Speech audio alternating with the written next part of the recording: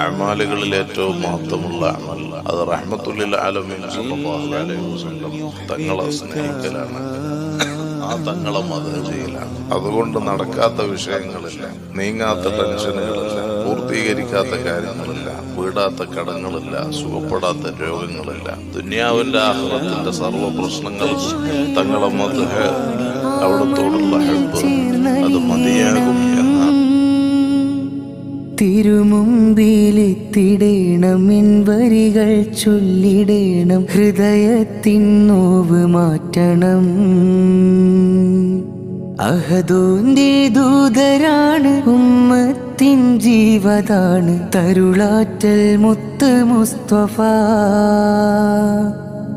കാണാനാതൃപ്പമാണ്, കണ്ടാല ജബേറയാണ്, സ്നേഹത്തിൻ മുത്ത് മുസ്തഫ.